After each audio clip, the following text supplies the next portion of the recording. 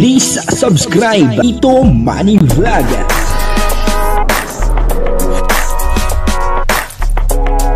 Payagan po si Tito Manny Vlog na mag-reactor para pambiling gamot sa kanya pong karamdaman. Wala man siyang records ng ng awayan.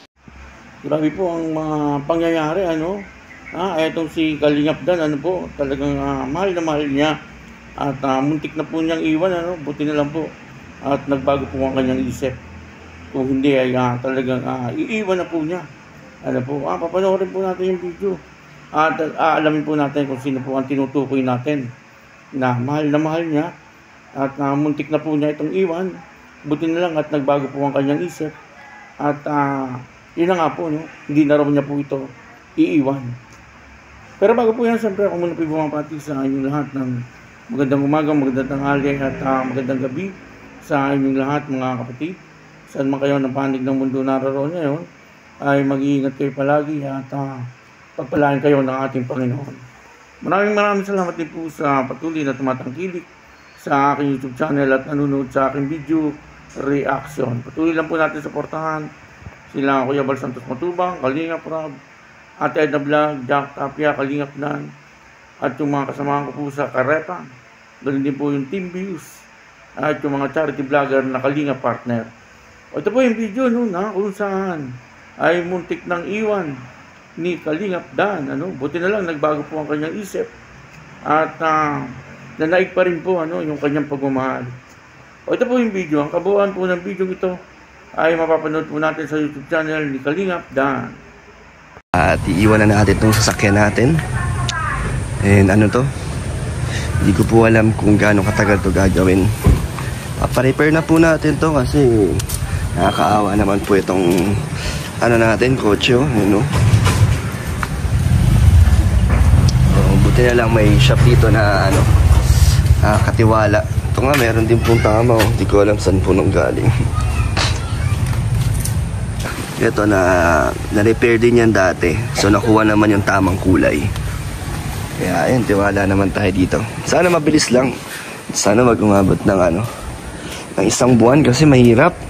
Motor lang muna ako ngayon. Bro, motor lang ako ngayon.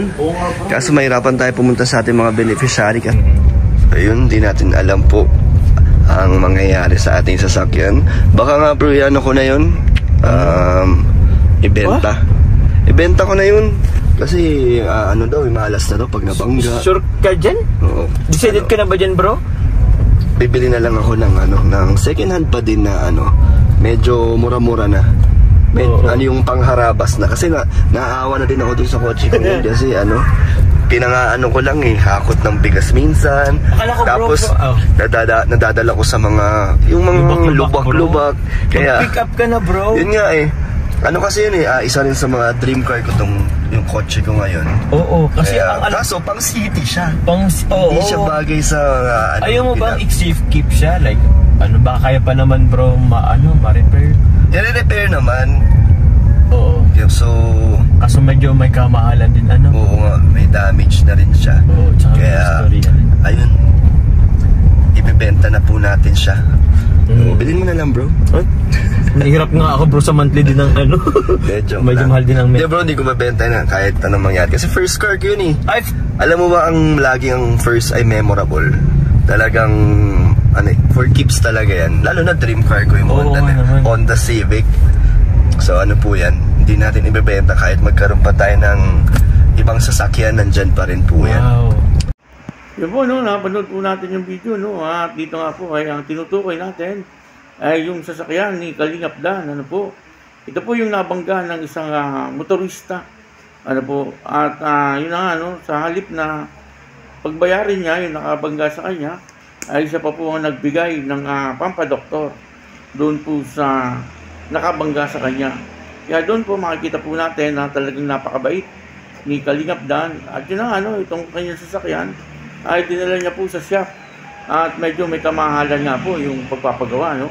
Aabutin daw po yata ng 100,000. Parang ganun ang narinig ko. Kung ako po ay mali, ay mag-comment lang po kayo sa baba. At pwede nyo naman po akong itama. At yun na nga, nagdesisyon po siya na ito ay kanya na lang ibenta. ano po sa kadahilan na pagka daw po yung sasakyan ay nabangga na, ay medyo hindi na po maganda, ano. At ito nga po ay parang sira na. Parang ganoon, ano po. Pero buti na lang at nanaig po yung kanyang pagmamahal dito sa sasakyan. At hindi na lang po niya ito ibebenta. Ayun, ano po, dito ay makikita po natin na talagang si Kalingap Dan ay kahit sa anong bagay ay mapagmahal po siya, no. Tulad po ng kanyang sasakyan na talagang naman ito ay mahal na mahal po siya, no. Talagang nakita niyo naman po, napakakintab nung kanyang sasakyan. Ibig sabihin ay talagang malinis, ano po, itong si Kalingap Dan. Yun po, makakala niyo po kung sino po ang iiwan ni Kalingap Dan, ha. Makakala niyo si Joy Diwata po ang iiwan ni Kalingap Dan. Hindi po, yung kanyang sasakyan ang kanyang muntik ng iwan. Pero hindi naman po nangyari, ano, kasi hindi na raw po niya ito ibebenta. Kaya yun, maraming salamat po sa inyo lahat. At patuloy lang po natin suportahan ng Dan Joy.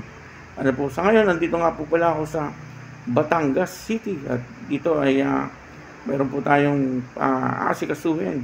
Ano po, pero by Sunday, baka balik na rin po tayo doon sa Naga City. Kaya yun, maraming salamat po. Ako po si Tito Manny Vlog na nagsasabing God bless you all. Diyos mabalos.